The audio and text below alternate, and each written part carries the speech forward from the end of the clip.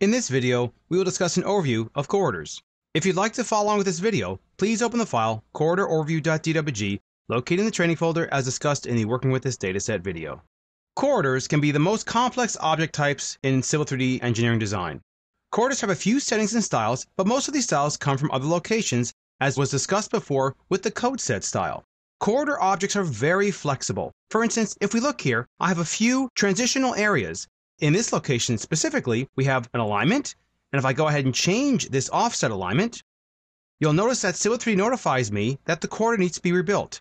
With a simple right-click, rebuild, that corridor model will completely stretch that subassembly and transition in that area and automatically daylight to the correct locations. You also have the ability to transition using regular AutoCAD objects. I have a regular polyline that has 2D constraints applied to it. This is a really cool way to maintain tangency with regular AutoCAD objects.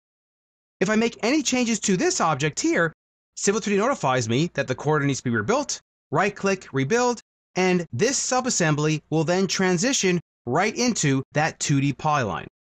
One of the other really cool aspects of corridor models is that they can automate many different things for you.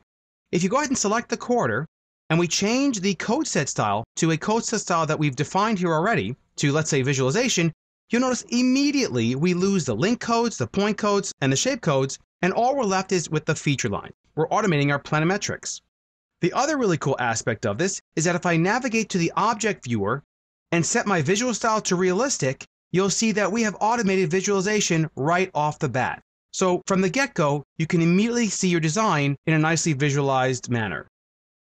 Lastly, the corridor object can automate quantities. If I navigate to the corridor properties and we navigate to the feature lines, you'll notice that there's a pay item category that can be defined per object within the corridor model. So you can automate pretty much any of the quantities necessary within your corridor model.